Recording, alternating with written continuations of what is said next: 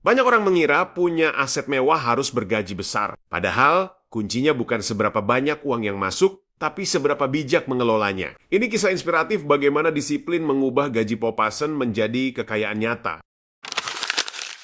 Di sebuah kota besar, hiduplah seorang pemuda bernama Arif. Ia bekerja sebagai staf administrasi di sebuah perusahaan swasta dengan penghasilan yang tergolong standar. Bahkan bisa dibilang pas-pasan. Setiap kali menerima gaji, rasanya uang itu seolah hanya singgah sebentar sebelum berpindah tangan untuk membayar berbagai kebutuhan hidup.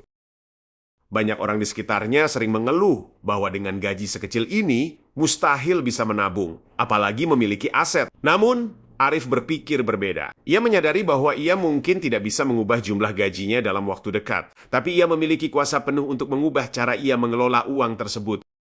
Prinsip pertama yang Arif pegang teguh adalah disiplin yang tak kenal kompromi. Baginya, mengatur keuangan bukan sekadar kebiasaan, melainkan sebuah strategi perang untuk memenangkan masa depan. Ia tidak mau hidup hanya dari gaji ke gaji tanpa meninggalkan sesuatu yang berharga.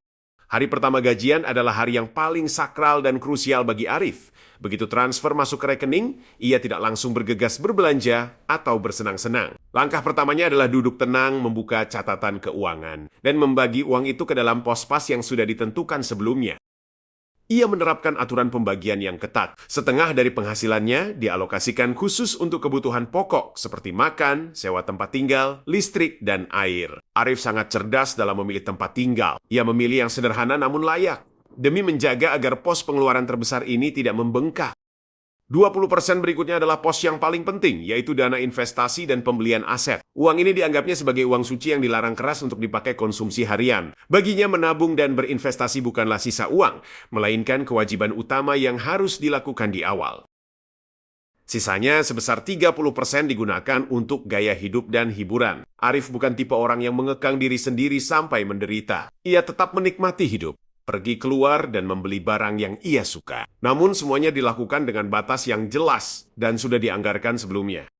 Kunci sukses terbesar Arif terletak pada kemampuannya untuk hidup di bawah kemampuan finansialnya. Ia tidak malu untuk terlihat sederhana di depan orang lain. Sementara teman-temannya berlomba memakai baju bermerek atau gadget terbaru, Arif cukup puas dengan apa yang ia miliki selama masih berfungsi baik.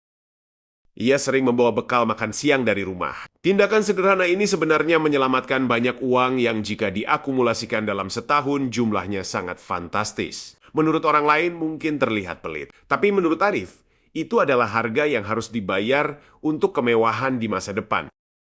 Arif sangat memahami perbedaan mendasar antara aset dan liabilitas. Ia belajar bahwa aset adalah sesuatu yang memasukkan uang ke kantong, sedangkan liabilitas adalah sesuatu yang terus mengeluarkan uang dari kantong. Ia memutuskan untuk fokus hanya pada hal yang pertama. Ia sangat menghindari utang konsumtif seperti wabah penyakit. Tidak pernah terlintas di pikirannya untuk mencicil barang elektronik, kendaraan mewah, atau liburan. Baginya, berutang untuk gaya hidup adalah cara tercepat untuk menjerumuskan diri ke dalam lingkaran kemiskinan.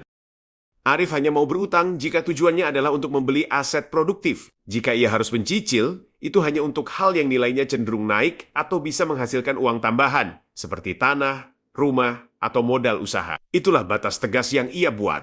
Karena gajinya tidak besar, Arif tidak bisa langsung membeli aset mahal secara tunai. Ia memulainya dari langkah kecil namun konsisten. Ia mulai mengumpulkan emas batangan sedikit demi sedikit atau menanamkan uangnya di instrumen investasi yang aman namun menguntungkan seperti reksadana.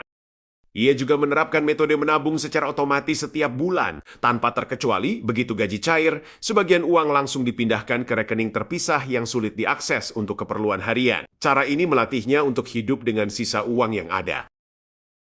Di luar pekerjaan utama, Arif tidak menyia-nyiakan waktu luangnya. Ia memanfaatkan keahlian yang ia miliki untuk membuka usaha atau jasa sampingan. Uang hasil kerja tambahan ini tidak pernah ia campur aduk dengan uang makan, melainkan murni dikumpulkan khusus sebagai modal tambahan. Kesabaran adalah kunci yang ia pegang erat. Ia tahu bahwa membangun kekayaan bukanlah lari sprint, melainkan maraton. Bertahun-tahun ia lewati dengan pola yang sama. Bekerja, menabung, berinvestasi, dan menahan diri dari godaan gaya hidup instan.